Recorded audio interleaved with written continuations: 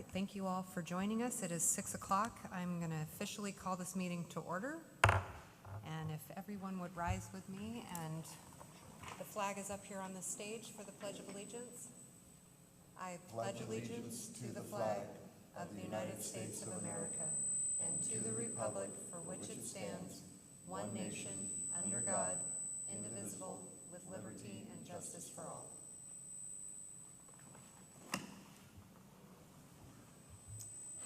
All right, board members, have you had a chance to take a look at the agenda this evening?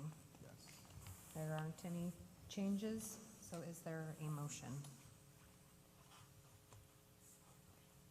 I move to adopt the agenda. I'll second it. It's been moved and seconded to adopt the agenda. All those in favor say aye. Aye. All those opposed say no. Hearing none, the agenda has passed. And we will begin with the superintendent's report. Thank you, Board President Davidson. Other board directors, our student representatives, staff, community. This evening, I'm going to start off with we are about 100 students above our projected enrollment for this school year. So I think we really, right now, currently attribute that just basically to students returning who were unenrolled with the district during the pandemic. So that's a really good sign for us. Really like to see their students and their families. I've met a couple, actually myself, directly. And so we're a little nervous on that first day having them come back, I recall. And so the numbers now pan out for us. So I just wanted to let folks know people are coming back to the Shelton School District. And not every district's actually experiencing that. So I feel like it's a really good sign for the Shelton School District that our families and our students trust to come back to our schools. So good news for us.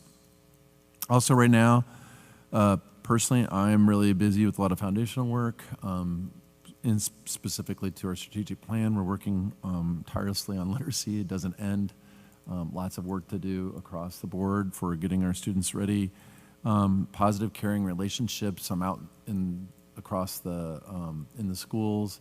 You can see that staff are outside of their classrooms at the secondary level, greeting them. Inside the classrooms at the elementary level, they've really spent a lot of time just crafting their inside their classrooms so that they're warm and welcoming, and we want that. I mean, you think about elementary kids, you definitely want to have that nice cozy space for our students. And then at the end is just really around academies.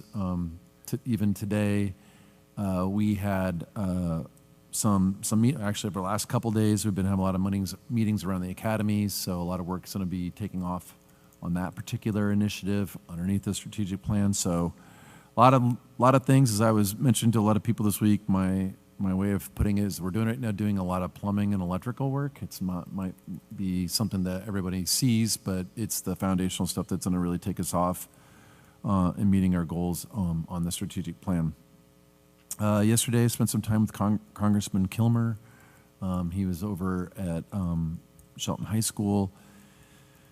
He was there to really meet with civics classroom and saw a little bit of the work on the academies, including the Met. So he was in and out. It was nice to see him. He's very encouraged by a lot of our work going on here in the Shelton School District, and in particular, really liked a lot of our wraparound services that we are trying to build for our students. So especially the social emotional learning side and keeping kids engaged and connected to their learning. So thank you, staff, for making us look so good to one of our local representatives.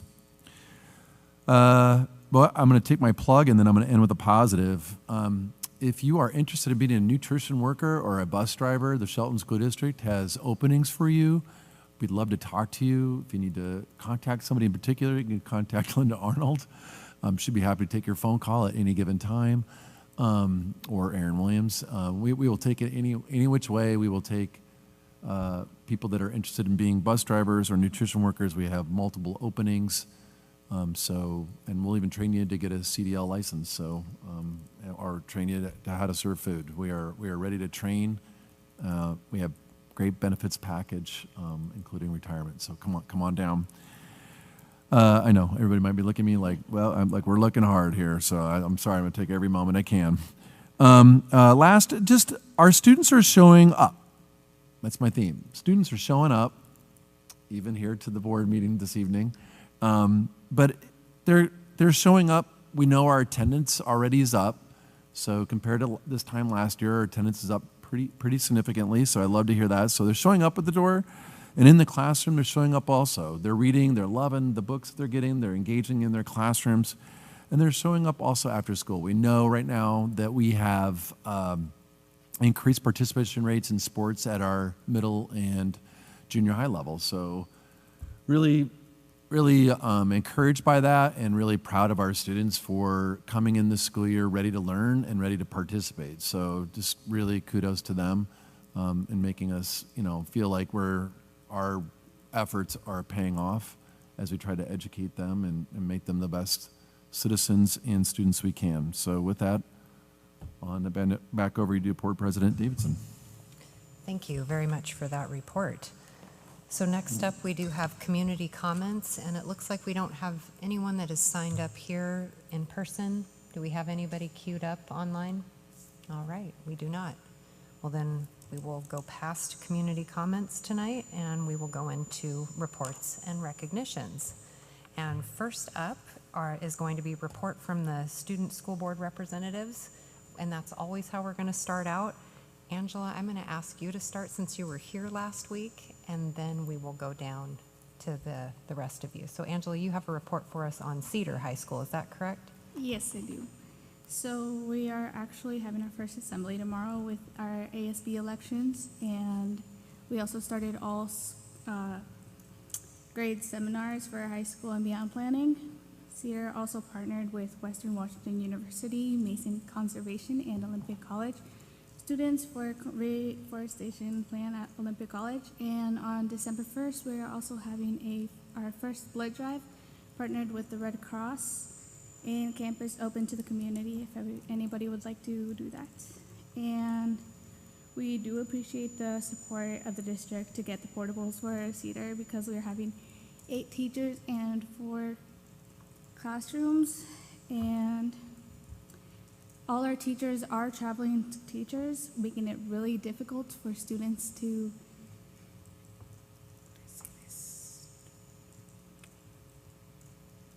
it's just making it really difficult for teachers. And since Olympic College classes has started, we are being kicked out of our classrooms, and it's been really hard to have the students have to remember where their classrooms are every day. And Okay. Yeah, thank you very much for that report. Could you give us the date again on the open campus? You said the Red Cross is coming, is that? we don't know about the date yet. Oh, okay. But we do have online enrollment, I believe. Okay. Also, all of our classes that we are being taken out of were put into the reading room, which is an open place to the community in which people are passing by, and it's really not helping with our situation. Okay. Well, thank you for letting us know about that, Angela. Nieves, and I hope I'm saying that correctly. You have a choice report for us? I do not, but as a ASB member and a leadership student, I can talk about some of our stuff that we've had going on. We have been working close with the Mason County Health Department and advocating for the healthy youth. And they've been helping us.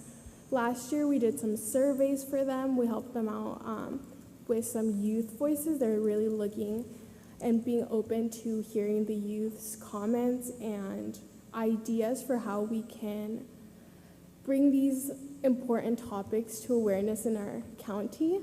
So we're really excited about that. During our first week of school, we kind of did a lot of group activities, and we did a lot of assemblies to kind of start off the year to get to know all of our staff members and everything. We took a group of students up to our choice trail up by the library, and we took some notes on some ideas for philanthropy hours for the students to be able to get their hours in, and kind of be involved with our community, because we did notice that kind of our trails have been not taken care of because of the whole COVID. So we're trying to get up there and do some more community service. So we're excited. Yeah, that would be great. Thank you very much for your report, and we're glad that you are here this evening. And Richard, you've got the Shelton High School report. Yes, hello. Good evening. So at Shelton High School, it's good to be back to school. I'm enjoying it, and I think a lot of other students are. And I know you mentioned earlier attendance, right, has been up a lot more than it was last year. And I don't know the numbers, but I know that I'm pretty sure that behavioral incidents as well, like that hasn't been nearly as high as it was last year. So that's another positive thing. And also our clubs, those are back. They make it like, and all of our just extracurriculars, and like they make the campus really thrive. And in addition to that, our school pride has been like, I don't know how many of you in the audience have gone to football games within the last like year and a half or 2 years or however long it's been, but there hasn't been a whole lot of that like school spirit, like hoorah, Shelton kind of going around. And I think part of that is, of course, because we weren't at school for a long time. But there are ASB meetings now every week, and I think all of the classes are working together now a lot more, which is really cool to see. And since it's like my first time being at the school board, I just want to take a second and say one of the things that I appreciate most about Shelton High School is how wide kind of the spray is of what the school prepares you to do. And I think that was included in the plan, in the 4-year plan that we're doing. It didn't necessarily say like, oh, we want to prepare our kids to go to college, or we want to prepare them to go into the career or the military or whatever it is. But Shelton High School has so many different, like the clubs, they've got engineering in the Met building, and they have so many different like artistic classes. And I know they have like the medical program equivalent of Running Start. And last year there were kids that went straight out of high school right into Mason County General Hospital, stuff like that. I mean, there are so many different avenues that Shelton High School provides, and it makes the school thrive. And yeah, so, and all of those things are doing great. So yeah, that's my report. Yeah, Go Shelton. thank you, all three of you, very much. It's always nice to hear the student voice and to hear how the experience is on your school campus, good and bad, and what needs to be improved. We definitely want to hear all of those things directly from you, and whatever you get from the students. And I would say I'm definitely seeing a lot more just school spirit, and it's nice to have more activities that are available and options that are there for whatever the interest is. So thank you very much for letting us know about all of that. All right, now we get to move on to 5.02, which is Cedar High School's School Improvement Plan. And we've got Principal Amber Hosford and Marianne Marshall that will be presenting this evening.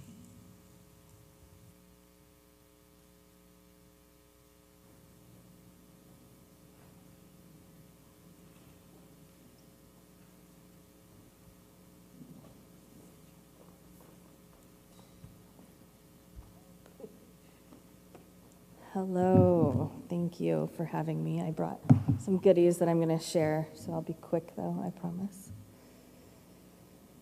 All right, well, thank you, President Davidson and members of the board. As you guys know, I'm Amber Hosford, and I'm the principal at Cedar High School. And if you're not familiar with Cedar High School very much, which I know you guys all are, we are a small project-based school, and the newest school in the Shelton School District. So first of all, I just want to go over a little bit of our SIP plan. So we have the two same goals as the other two high schools in the district, which is to improve our 9th grade graduation rate. So last year we were on track for our 9th graders. This year we want to improve that by 10%. So we're going from 80% to 90%, and on track is defined as students with 6 or more, freshmen with 6 or more credits to stay proficient. across the board. We are taking a focus on our students who identify as low income, which is about 67%, I think, right now, of our student population. We're obviously focusing on all of our students, however, being such a small school, but as just another area. Some of our strategies that we're using is all of our students are assigned an advisor. And so based on some of our survey data last year, our students said that they really liked having advisory every single day because they had that one person that they could connect with. So all of our students have advisory in their schedule every day. First, every Wednesdays, we have it for 50 minutes, but every other day is just a quick 10-minute advisory. And that really does help our freshmen to have that person initially to talk to. So that advisory teacher does analyze and evaluate their data at least once a month. And for the strategy with that is our students are evaluated on 5 learning standards and learning outcomes that they all learn at the very beginning of the year. And this is one of my little things that I'll talk about this again. But we did planners, so our Cedar ambassadors made and designed planners that we had printed for each kid just to help them, also in freshmen, to help them plan and decide how they want to track. They get to choose whether they're doing it digitally or on paper, however. But it's really up to them on what they want to use, but we do tell them they have to use something. And so on the back of it is all of our learning standards and our learning outcomes. And so the 5 learning targets through the New Tech Network that we're very, very thankful that you guys have supported us with is on the back, so students can look and see exactly what they're graded on in each of the areas. We really also focus on providing feedback for students. So when they turn in their assignments, we use a program called Echo, and that allows students to turn in their assignments online, but then it also allows teachers to provide feedback, whether it's online or digitally. They can actually video record messages to their students, do Loom videos, things like that. But we do give some, we're going to do some professional development. You'll see in my systems and structures on how to make sure we're following through with this. Also, clear learning objectives are posted in their agendas every single day. And so with Echo, it transfers obviously from day to day. And so kids can go back and see what their learning targets are for the day. All classrooms utilize at least one culture card is another way that we do it. So with New Tech Network, we have a stack of cards. I left them over there. I didn't want to carry the whole thing. And so what these are is we've got some blue ones, and these are culture cards that gives teachers ideas, and students can run them as well, because it gives directions on the back on how you run it, how to do reflection on it, and then how to go deeper learning with the students. And this is just another strategy that our teachers use in order to build those relationships, especially with our incoming 9th graders. Classroom teachers are also using exit tickets at least 2 times a week, and those are the formal exit tickets that they are choosing to do to kind of modify their instruction based on student need. So systems and structures that we have in place, like I said, is the monthly professional development that we have to influence and support all of our strategies that we're using. It's led by myself. We've got district administration and staff who are coming in to help us with those professional developments, whether it's our learning coaches or other directors who are coming in. We have school professional developments and building leader professional developments provided by our New Tech Network coach. So we get 24 hours of in-person professional development for all of our staff around project-based learning, around deeper learning and equitable grading and assessments, which again helps us with our freshmen on-track rate to get them more support. We continually have our MTSS meetings where we discuss student attendance and academic grades. And then all staff do have their agendas in their Echo account for students to look at. Now, in theory, I get to press them, but maybe? I don't know. Just a second, sorry. Oh, there we go. Okay. So here's just a couple photos. Oh, I thought for a second there was a line. In the upper right-hand or left-hand corner, and I know you guys have hard copies of this because it's really hard to read. So in the upper left-hand corner, you'll see these are 2 examples of agendas. So every teacher uses a common agenda, so it's easy for kids to look at and to see. So freshmen, when they're coming in and it's just like this huge new thing, they can see what it looks like for common common agendas. You can see every class has their daily objectives, their driving questions for their project-based learning assignment and activity. We also have all their standards. These are the standards for an English project that the students were working at. Instead of writing standard like 3.6.1, they put it into kid-friendly language, so students are familiar with what they're learning. I was fortunate enough, I made time and met with every new freshman who came in, one-on-one to just see what they need, see what this is obviously beginning of the year, see what their fears were, see what their strengths were, and how we could support them. And then on the right, in our staff professional development, we did a lot of work on how we're integrating our SIP goals to our district strategic plan goals with our new tech network goals. So that's a whole process, so we're really trying to embed them across the board. Look at that, it worked. All right, our next goal is attendance rate will meet or exceed 80% this year. I know we had a little bit lower attendance last year, and that was, I believe, a lot to do with COVID. A lot of kids were sick, and we had quarantine and all those kind of things. So our goal is to meet or exceed 80% this year.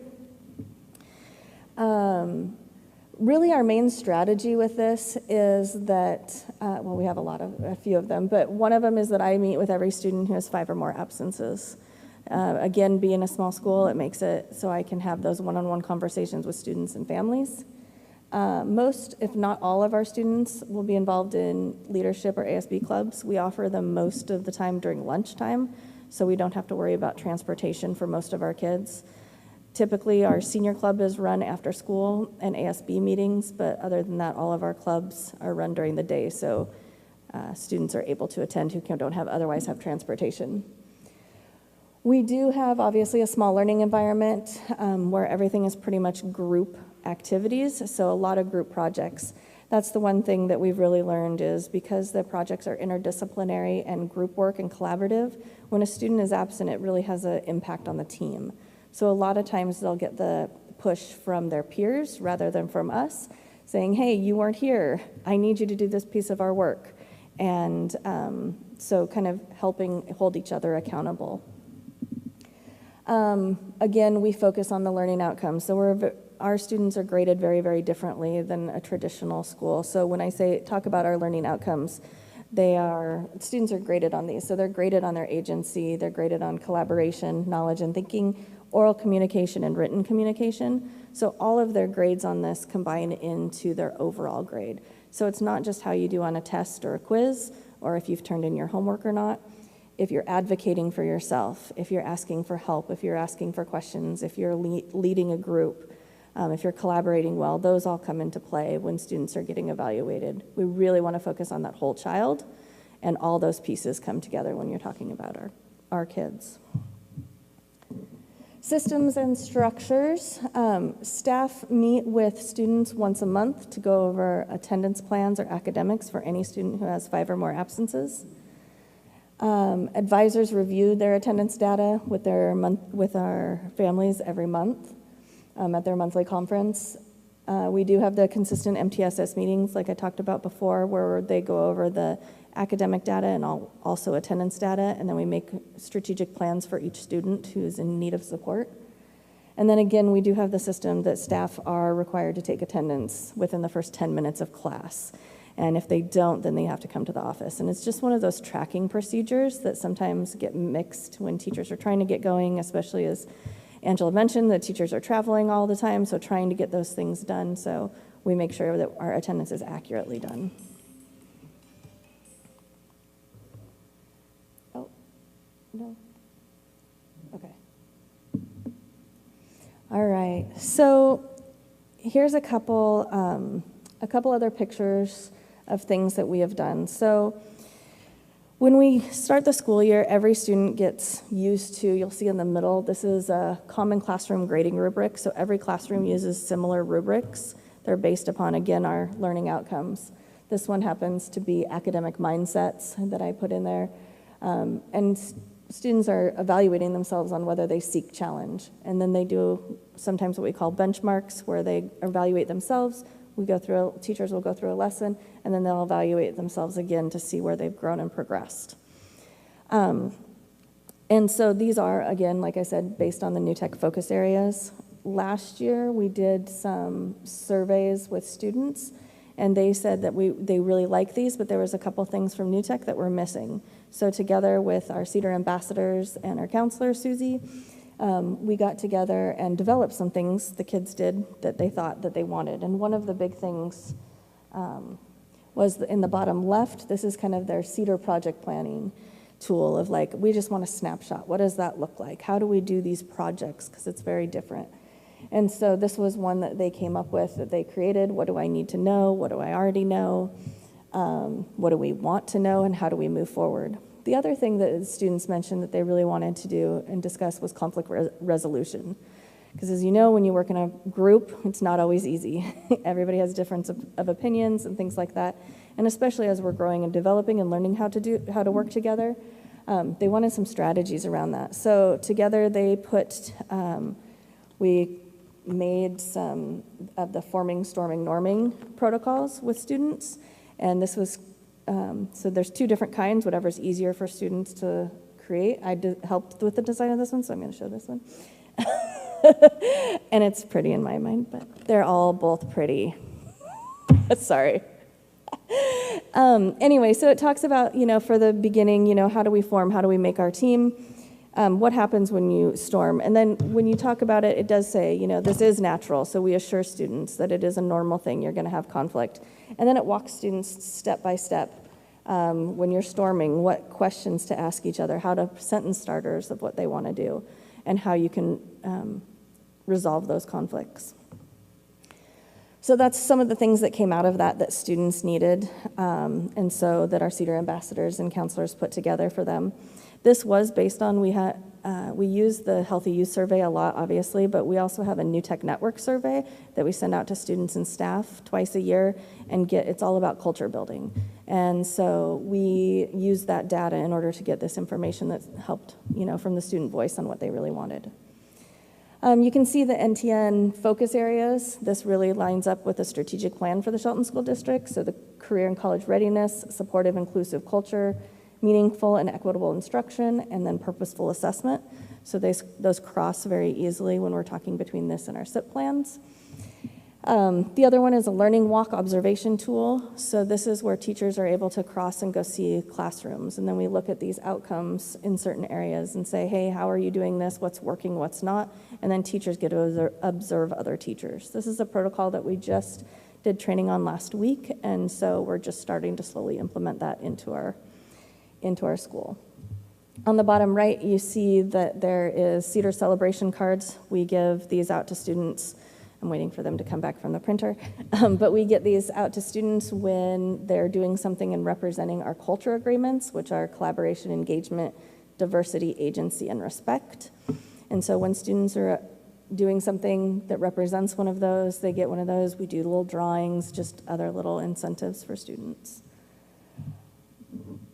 And I think that's the last of my slides. I know that was a lot, and hopefully I didn't talk too fast. So are there any questions from the board? Yeah. So a majority of our community's never been through like a school system of like project-based learning. And I've talked to some of my friends from Cedar, so I've kind of heard what that's about. But for like the greater community of Shelton, could you elaborate on what a project-based curriculum like is about? Yeah, great question. So project-based learning, when you're really starting from the beginning, teachers will come up with what we call an essential question. They have a whole project planning toolkit that they put in their agendas, and they come up with an essential question, and I'm trying to think of one right now. And Angela may remember some of them. We're just starting to get into them this year. What is the environmental impact on the stream in Mason County? I know there's a stream that goes through by us that's closed, and talking about how to open it and what impact that would have. We are starting another one actually on the impact of the logging that just happened behind Olympic College that Angela was mentioning about our collaboration. So a teacher comes with an essential question, and the students then are like, okay, what do I know? What do I need to know in order to solve this problem? And so they brainstorm together what they know and what they need to know in order to get together to solve this real solution. And then they do a lot of work in between where they scaffold the lessons of like, okay, we've learned this, and now we're going to learn a little bit more about this. Have you thought about this? And then they come to that outside understanding of the outcome to hopefully solve whatever the essential question is. Does that help? Yeah. How does that like incorporate like the Common Core standards of like science or English or mathematics? How does that all kind of like mesh into a project? Yeah, so great questions. So when you're doing any kind of project, as we know, you have to read, you write, you do science, you do English. So like if we're talking about, whether it's the stream in Shelton, if a student is reading in a science class, because we don't have typical classes, if a student's reading in a science class, we use those, and those meet the Common Core standards because our teachers are also teaching those in the class. If they're writing a science lab report, the students are using those writing for informational text standards. And then obviously with a lot of the science and math integrate across. So a lot of the classes are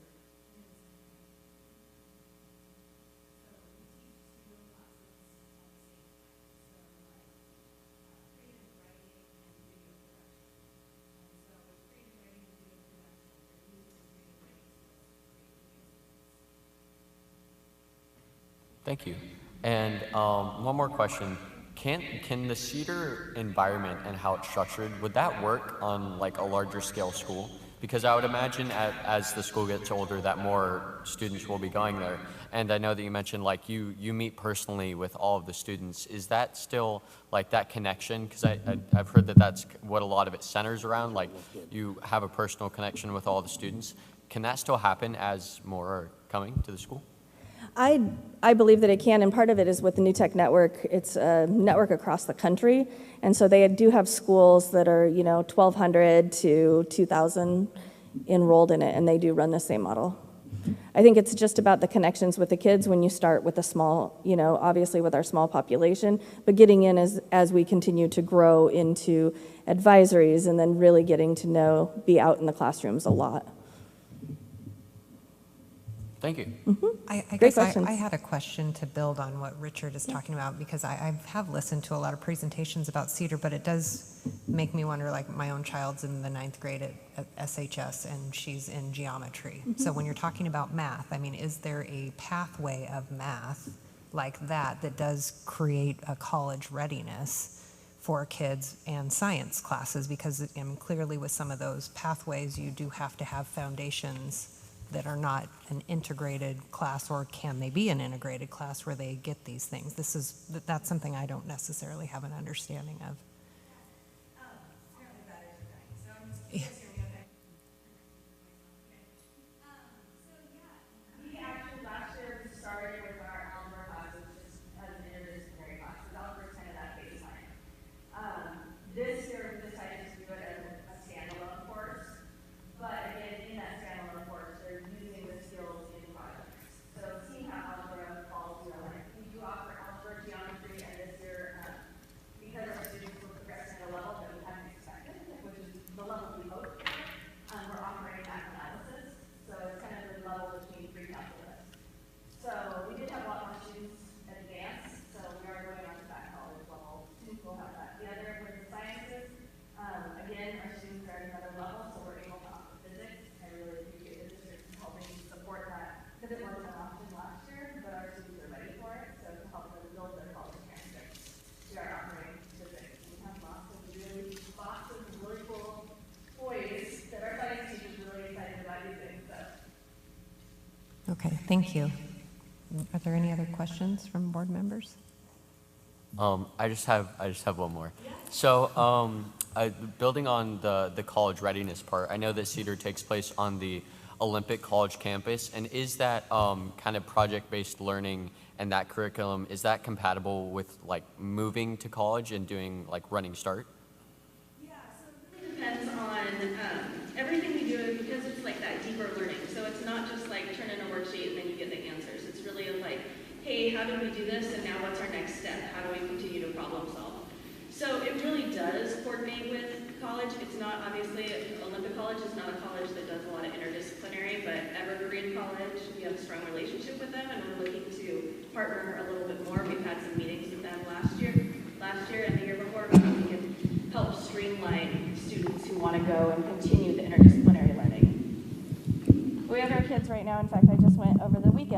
and was able to visit with one of our former kiddos who's now at Central. So I went and got to go see her dorm and all that kind of stuff this weekend, so that was pretty fun.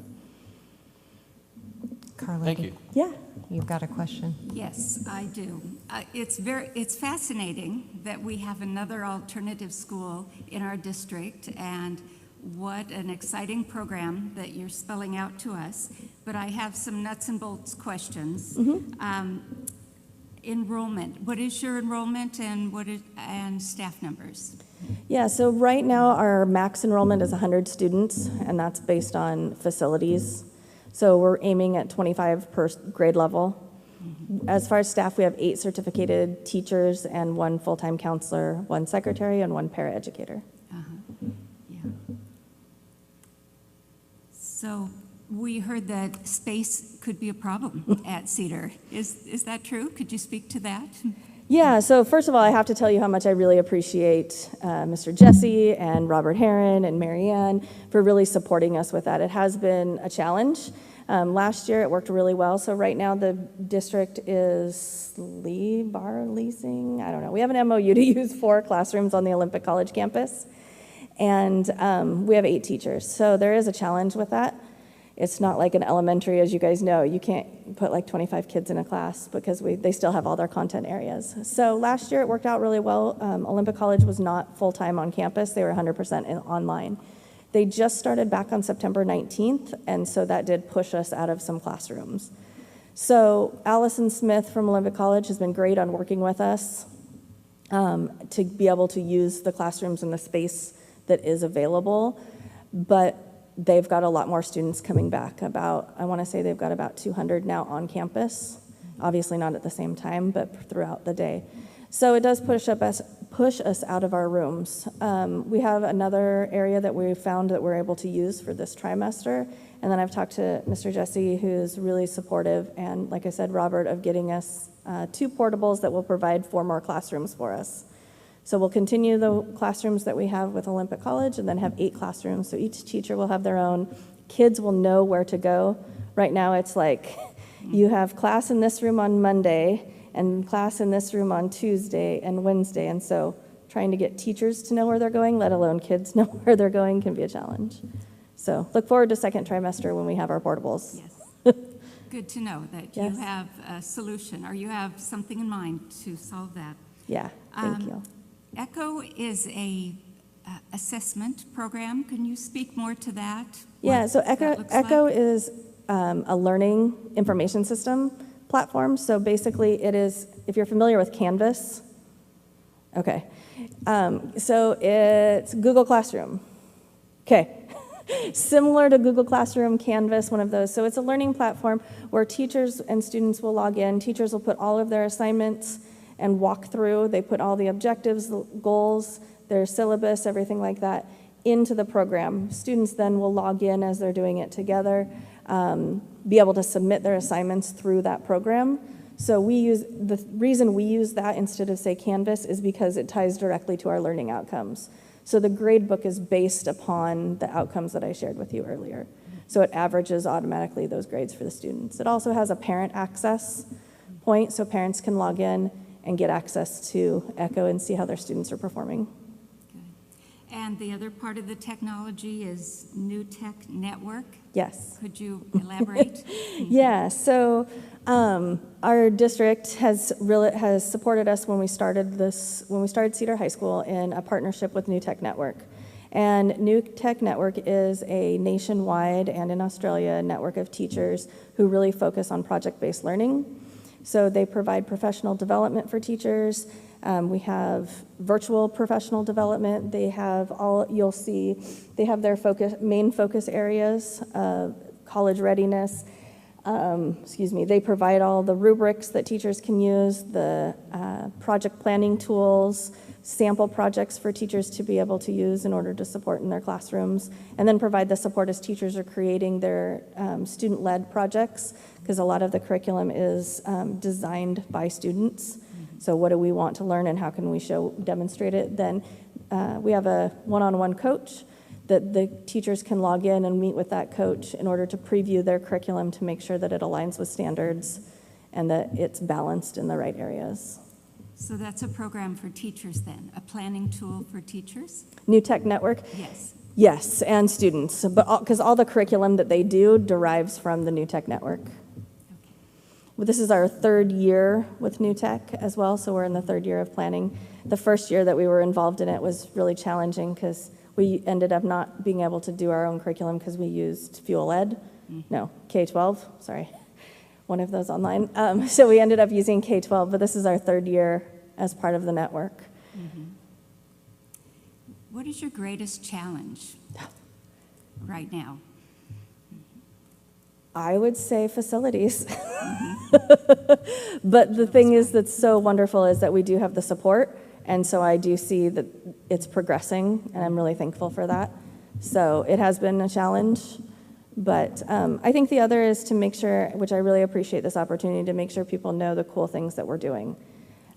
We have a sign that's going to be our next leadership project, is to get that sign painted and installed. I've talked to Robert already in facilities, and they're going to install it up at the campus. So just again, getting the word out of what we have to offer. It's really interesting, our freshman and sophomore classes, as they're progressing, because students are really choosing to come to Cedar. They know what we're offering. They know the type of learning that it is.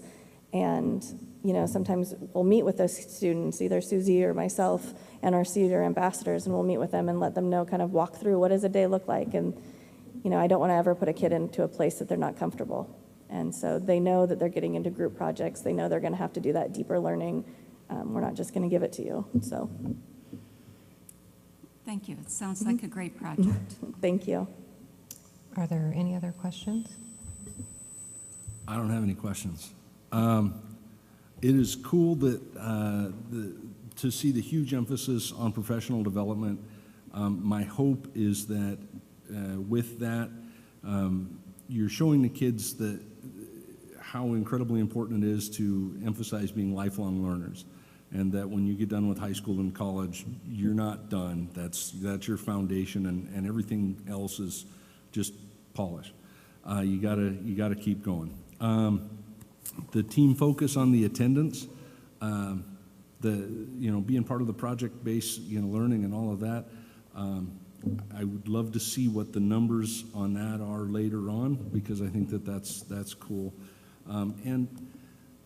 Through all of my education and everything throughout, we've always learned the what and the that, and we always wanted the why. And for you to be doing all of this with a why-based education, why do we got to know algebra? Well, you got to know algebra because you need this much to do this much to make this much so that everybody can go home at the end of the day.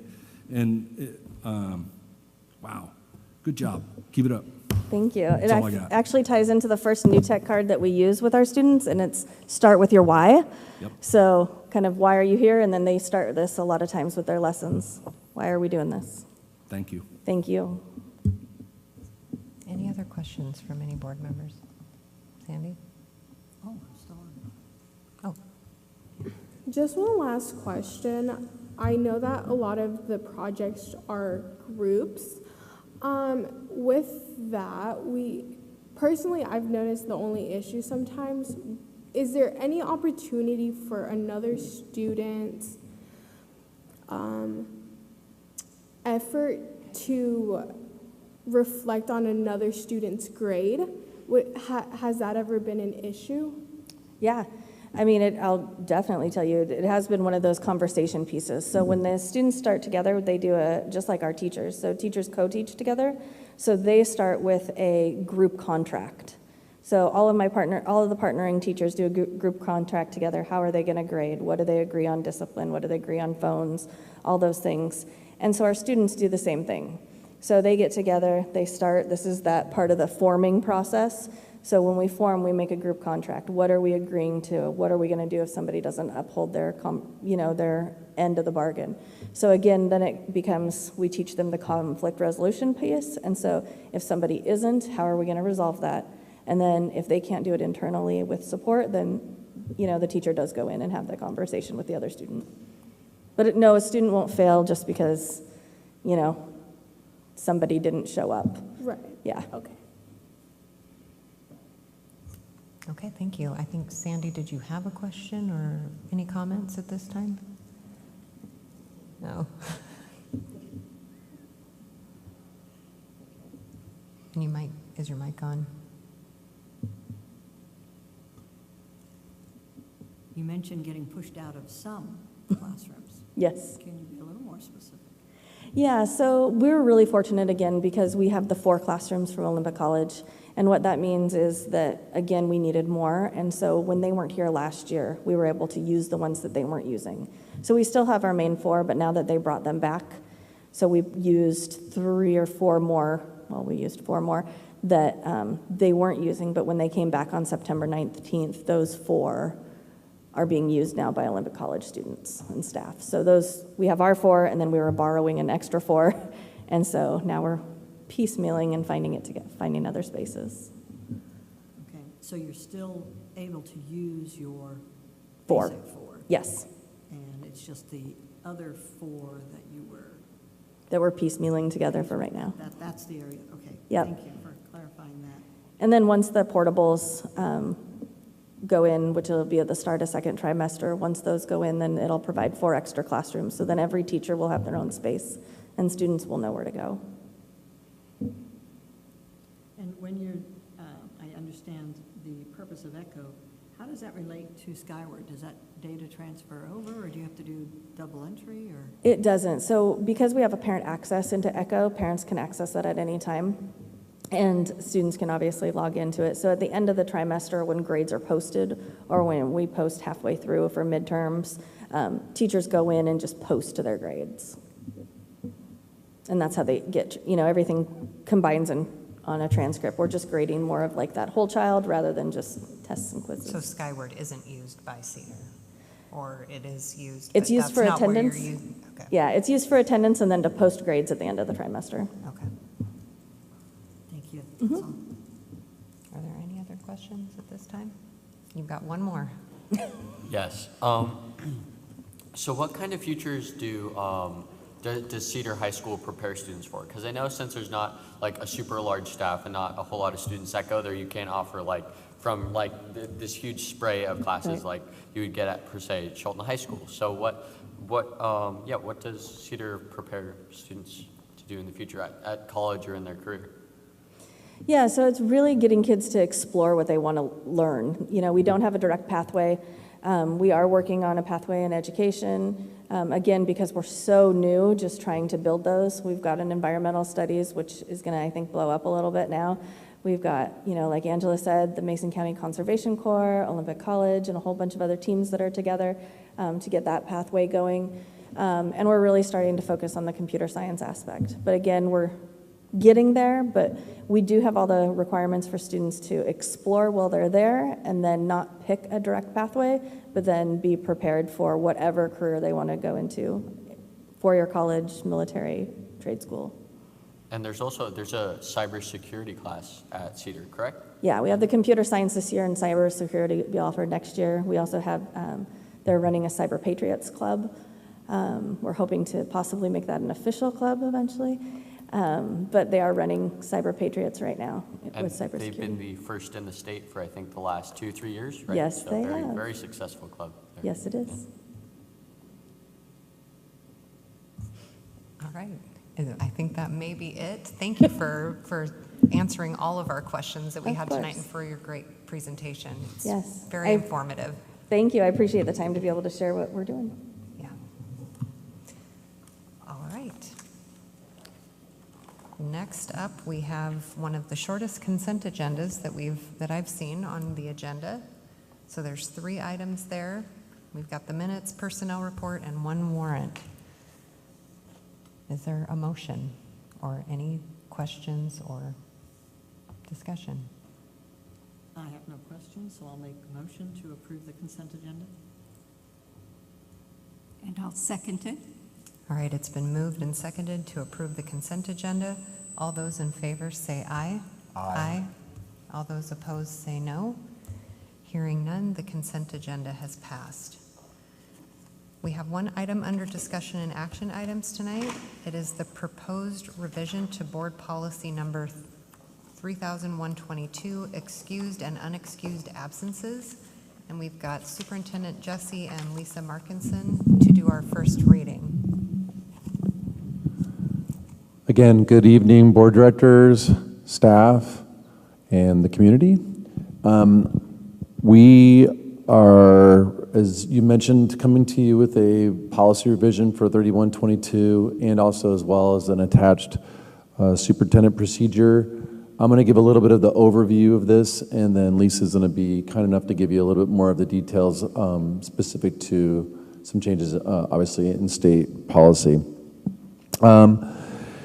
So coming off the heels of the presentation by Amber around Cedar, you can see how attendance is really important. So how we monitor attendance, but also those specific strategic moves are really critical, and attendance is what I would say over the last, probably about the last 5 years, has just expanded or mushroomed up to be something very technical. There's a lot more pieces to it than there ever used to be. And so in Amber's presentation, you can see, like, I'm meeting with every student on their 5th absence. So that actually fits right underneath this particular revised policy and procedure about how we do the work.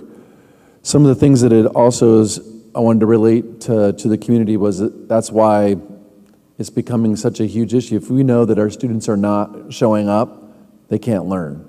That seems like common sense, but for us, some of the moves that come underneath that are things that we have in our strategic plan, and that's why, again, it's underneath the school improvement plan for a number of our schools, so they pick between attendance or discipline.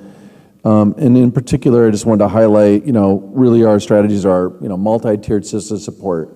That is, again, embedded in there. How are we monitoring? How are you taking which pieces of data? It seems simple around attendance. Actually, it's not as simple around attendance, and what you even count and how you record specifically between a tardy, an excused or unexcused absence. Again, Lisa's going to help us out a little bit with that. But then also just our engagement strategies. All of our schools are working to really continuously engage our students, which is going to help us with attendance. And then our partnerships. And that's something, some of the new language too about how do we work with our community partners. I'm really fortunate to have Lisa and the support of the board for this particular position, because to make that happen, you actually need coordination. The classroom teachers do not have time to be doing all those kind of community coordinations. And so with that capacity, it's going to really help us on these things. So I just want to give you an overview of why it's so important around, it says a policy on excused and unexcused absences, but most certainly I wanted to give a little bit of an applied aspect of why these kind of policies do impact the day-to-day work and how it impacts our ability to help support our students in attending school.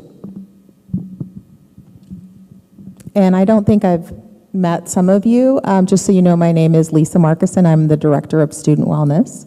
And what kind of prompted the review, this sounds awful. Let me try to put it here and see if that's better. There was the House Bill 1834 that was concerning excusing student absences and was going to be impacting Chapter 392-401 of the WAC. And that's really around excusing student absences for mental health reasons. What that prompted us to really look at the attendance policy we have in place. One thing that we noticed is that there were other pieces to update because the last update was done in 2018. Of course, there's been other things around COVID that would have changed some policies, but those would have been temporary. So one of the things that we needed to update was the disciplinary actions around absence pursuant to Chapter 392-400 in the WAC, as well as the tiered response system for student absences, and that's in WAC 392-401A045. So those were also added in based on recommended language. Do you have any questions?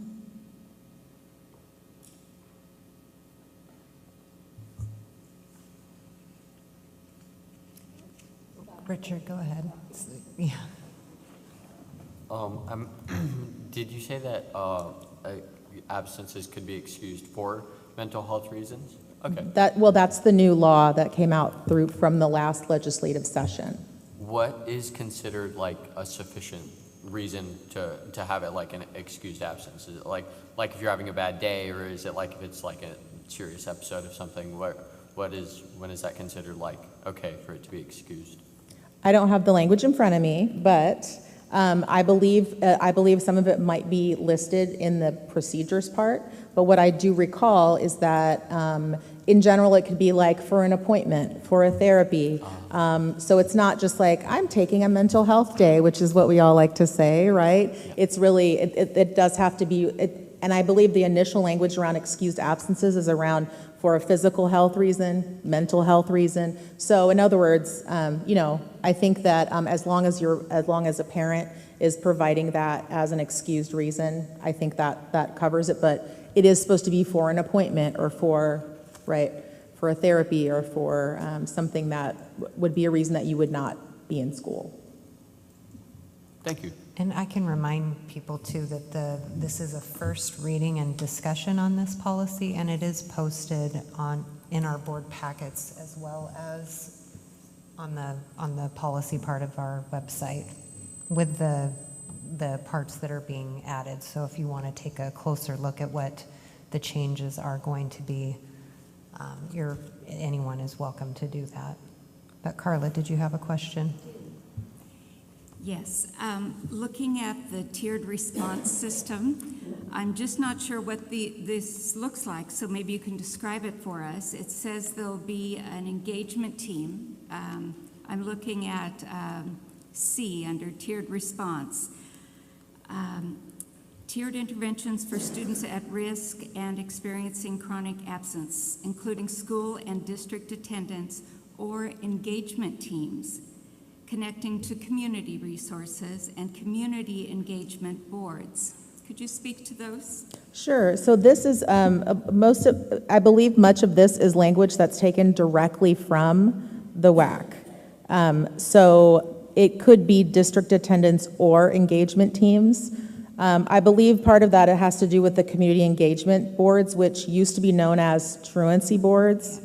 But the law has changed the name to community engagement boards, so that's what that is referring to. Is there still a court system and a judge that deals with truancy? I believe there is. Yeah, yes, there is.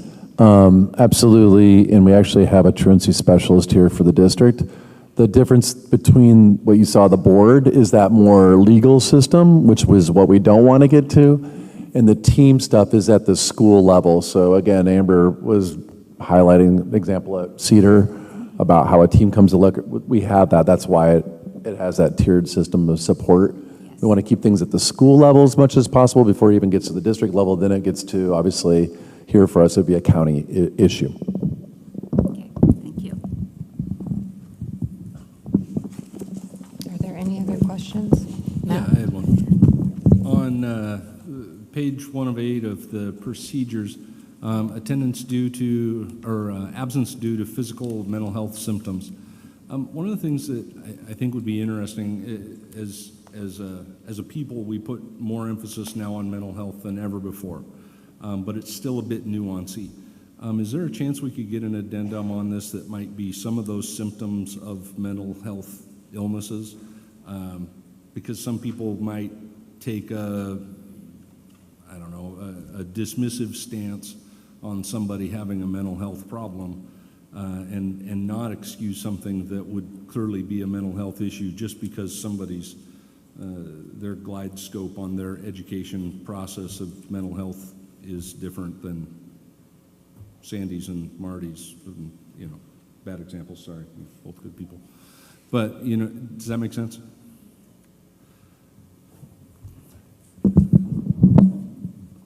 So, Director Wheelander, what you're referring to in your question is really about, like, is there more specifics? Because it is kind of a new concept, and it's, like you said, it's elevated up now, and then so, like, what does it become? I think that relates also to what Richard's comment or question was, is like, hey, is that going to be a I'm just having kind of a mental health check day, or is that really actually symptoms? And that's actually some of the guidance in its application that would be cased. The thing about for us is also just around training.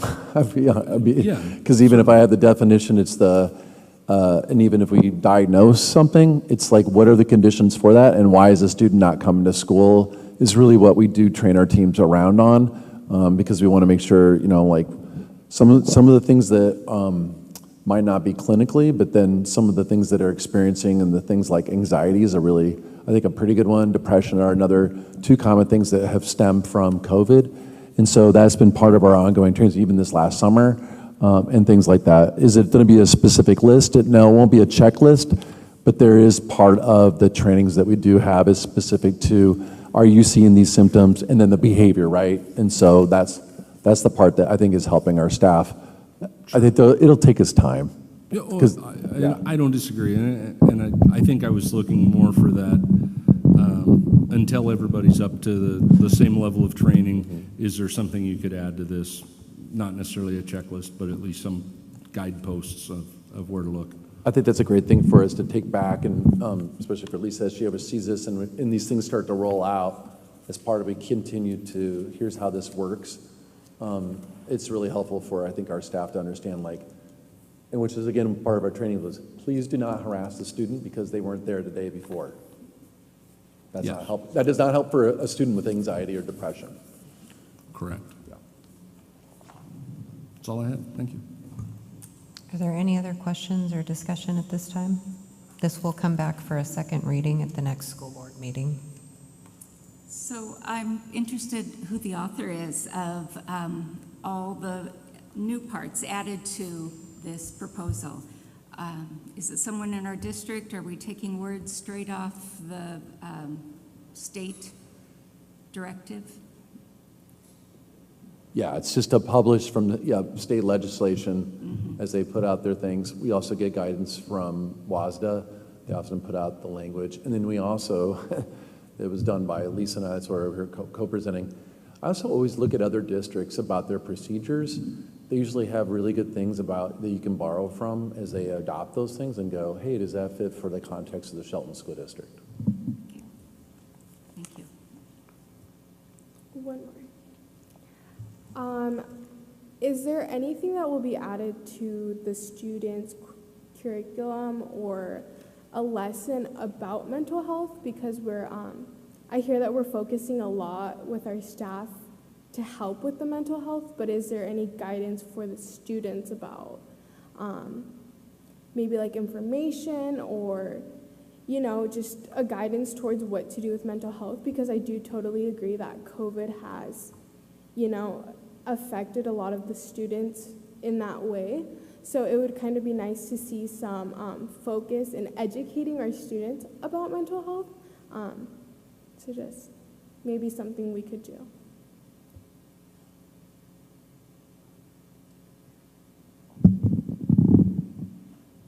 So I would say that in general, it's usually counselors at schools that work with that type of curriculum and those types of I guess, professional development for students and for teachers to provide that. So that would really be dependent on what the school, what the school and what the school counselor is doing at the individual schools based on the needs of those students. But there's not necessarily something like that system-wide that happens at every school because schools have different needs, and so that's what I would say about that.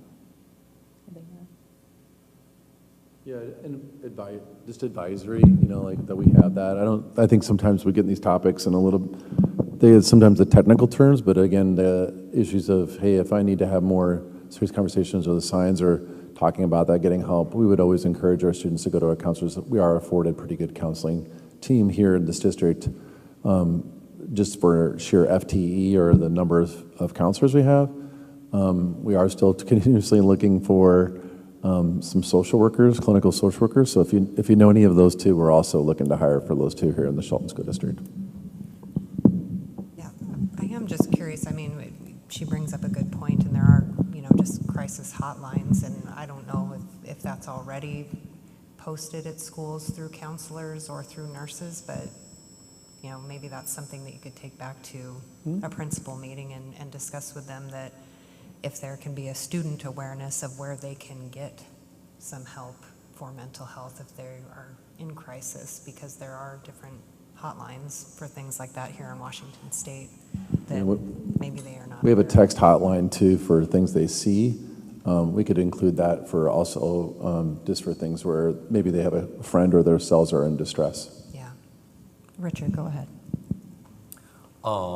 About teaching kids about mental health, I believe that the curriculum that we had in place for advisory last year, Character Strong, I believe was the name, and I think that even though advisory was only like twice a week, I do believe that it had some themes touching on mental health, and most of it was like working with other people and collaborative, but it was about building a strong character, and also about hotlines. I know I can speak to SHS. They have, I think, the National Suicide Hotline that's on a poster in the high school, and I think on different poster boards they have like mental health hotlines and stuff.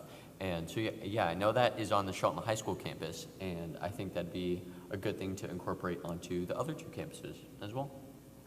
Yeah, thank you for letting us know about that. And maybe as the student representatives, you can share that with your advisor or the ASB groups that you're a part of as well too.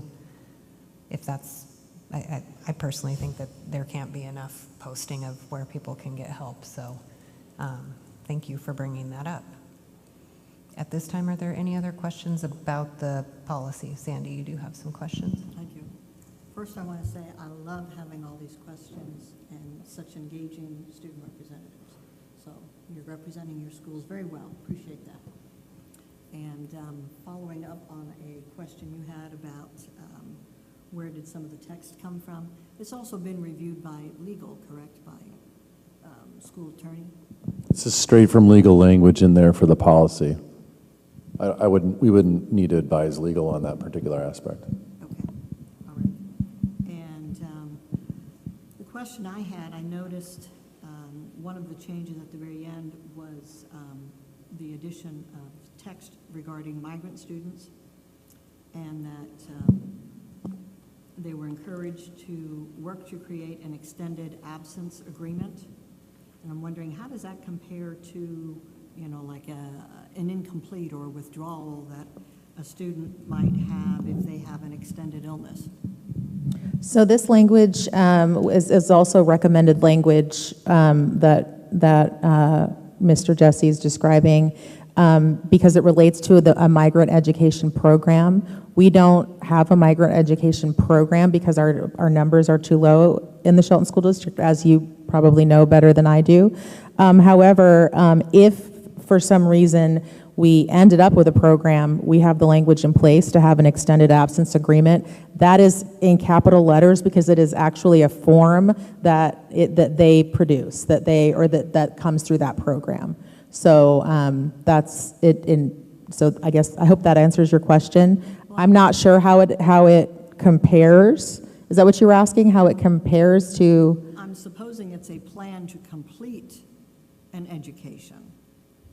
Or I think from what I looked into, it's really about recognizing the needs of a family that is migrant and how that may impact the student's absence and how that may impact their what's considered excused. And that's my understanding, that it kind of supersedes other policies because they are in a specific situation as migrant students. That's my understanding from what I read. Again, we don't have a program, but if and when we do enter into that, then we already have the language in the attendance policy and we wouldn't have to update it. Like that wouldn't trigger the, community engagement team because that would be its own specific absence. Exactly. Because based on the circumstances of that migrant situation. So Exactly. It's not going to, that's built into it. They're not going to send them to the court system because it's defined as its own. Right. Thank you. Excuse. Yes, thank you for explaining that so well. Not that I mean, that's something that we could probably look into more too, to just have a better understanding of what that is. Well, and I'm, in my mind, I'm thinking, okay, if you've got, migrant student that's missing a lot of school, and you create the extended absence agreement, that, I don't have a problem with that. I'm also thinking, comparing it to a student that has a, long-term illness and is missing a lot of school, they're either gonna make it up or take an incomplete or withdrawal. Could a student that's missing a lot of school because of illness also do an extended absence agreement in lieu of an incomplete or withdrawal? Yeah, so I'm glad you followed up with that. So those are apples and oranges. So I just want to make sure that I call out that. Here's the difference about that, Director Tarswell. One is that the student who has an extended illness automatically gets covered on a whole bunch of other rules that we have and policies that we have. So they'll continue to get an education and they'll continue to be enrolled here unless they enroll into another district, right? So like, I just happen to come from a certain district that had hospitals in it, and so sometimes if kids are very ill, they will in turn enroll at that particular district that houses that particular hospital for where they're at. So let's say there's a student here, they have an extended illness, we would work to have an educational plan that supports them, and it's like a it's really underneath home nursing care that we would provide them with those supports. For a student who is identified as migrant, there's a variety of situations, but usually the most common one is that particular student leaves and they go and they may either actually enroll in another particular school district or actually go back to their home country. In most cases here in the United States, that is Mexico. They may go back to school there and then come back to us. So what's that exchange of information? What's going on for that particular family situation? So that they aren't penalized, like Director Davidson said, but like I think what your question is, could they also, what is the plan to support that student is absolutely part of that, yes. Then I just have a question on page 2, tardies and disciplinary actions. Number 1, student shall not be absent if, and then there's an A, B, and C. And I'm wondering about the transition from A to B to C. C is, of course, its own standalone. A is its own standalone. I'm wondering if B is supposed to be linked to A with an and or an or if it should say they are receiving educational services. In reading You were referring to tardies and disciplinary actions. Yes. Is that correct? Yes. Okay, so that's the semicolon separating the clause there. So between the statements of they are either, if they have received a disciplinary action, they're not going to be obviously counted as unexcused absence because we've already provided them with discipline, or they're are receiving the educational services that are required. So kids sometimes are gone, and so they're going to receive those things, and then the student is enrolled in a qualifying course of study, activities defined. I'm not familiar with home packets, does not include home packets. I don't know in that regard in that particular WAC, so I'm not familiar with it. But I think the overall thing is, if it's disciplinary actions, it's not counted as an absence on that one. I can look it up and follow up with you in regarding that, especially that last WAC. I'm not familiar with it off the top of my head right here. Well, and verbally, you just kind of reinforced what I was questioning. Between B and C, there's an and. At the end of B, there's an and. So it goes from B and C. And my question, and from what I thought I heard verbally, is that A reads, they've been suspended, expelled, or emergency expelled pursuant to yada yada, or B are receiving. Should there be an or there or not? I'll get back to you on that. Okay. I'm not gonna, I have to be familiar with the other parts of it, the context of it, Okay. in order to get back to you on that answer, It's but an I'll easy get that to you. thing to Sure. drop out, but it just didn't read.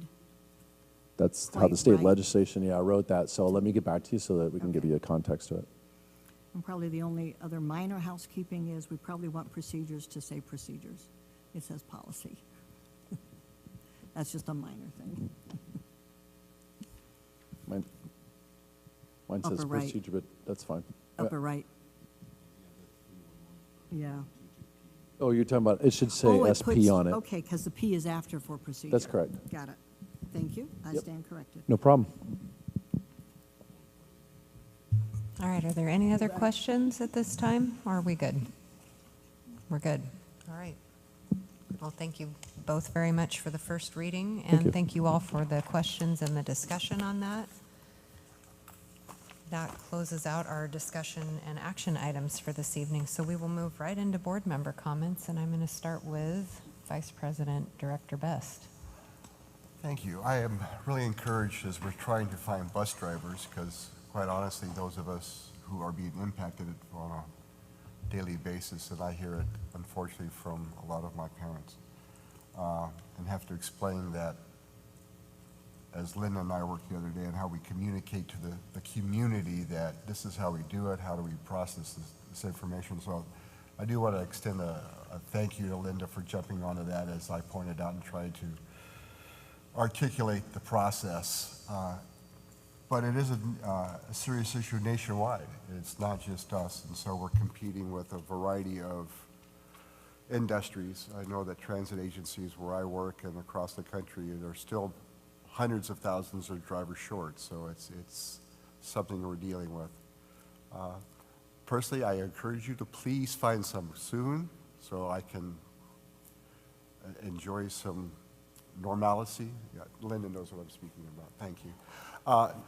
It's a challenge, and so we just had a meeting the other day within my agency of trying to articulate how do we attract, how do we retain, and how do we encourage a different demographic of our society. And so I know it's a challenge. I just want to encourage you to continue the process, and thank you very much. Thank you for your comments. Director Wiehlander. Well, with the emphasis on improving overall attendance, super neat to see that not only are we getting a bunch of the kids that we already thought we had, but we got 100 extra. Good job. So A+ there. I am seeing something that I haven't seen in years as a member of the community, as in the past being an assistant coach and all of that, and going out to various things. Pride in our sports programs and community in general. Went to a volleyball game the other day, and in the past, you see a bunch of teenagers staring at their phones and occasionally looking up and cheering if somebody does something right. I saw the most organized group of teenagers cheering for the girls' volleyball team. It was great. When I look up into the stands of the football games, I haven't seen crowds that big since 1985, and those who remember 85, it was a pretty big year. And it was just, it's neat to see, and if you cruise through campus or you go to pick up your kids or whatever, you see there's a whole different feeling in all of the different schools, and everybody's doing a really good job, and it extends to the fact that this is the first time since I've been on the board that we've had all 3 student representatives here, and not only are you all here, you are all engaged and you have a lot to say, and it's important, good stuff. School bus drivers, man, are we short. And I was a school bus driver for about 30 seconds. It's a lot of fun. I recommend it. It's not super hard, but it's super duper important. And you get to meet a million different kids. If you draw the right numbers, you get to go to fun sporting programs all over the state. And I can't recommend a better way to spend your spare afternoons. Everything's good. That's where I'm at. So, thanks. Yes, Director Wiehlander couldn't do the bus driver thing because he became a school board member, so you seem a little disappointed in that. Once this is over with, we can go back to it, yes. It's fun, it really is. Those of you in TV land, go be bus drivers. All right, Director Tarswell. There's been a lot of talk about sports. I've also seen Seems like our elementary sports, the intramurals program, has some really high enrollment numbers there. Lots of kids playing sports, even in elementary school. So that's a good thing. Keeps them busy, helps get them ready for future sports endeavors as well. And in regards to hiring, maybe when the emergency order expires the end of October, that might bring people back to the district. I think some of the requirements will be changed, and vaccination may not be such a critical piece of it, and so that might bring us some relief as well. And I think one of you guys, both you guys, who's going to the Academies trip in the Nashville thing? Very good. When does that go? October 23rd. Oh, okay, so we'll have another meeting before then. So I knew one of you were lucky enough to go, and wanted to make sure I could wish you a lot of fun on that travel and a lot of learning. And just want to say thank you for the weekly updates from the various buildings and whatnot. That's always a lot of fun to read what's going on there. It's one of the highlights of my week, so thanks. All right, thank you, Director Tarswell. Director Knutson.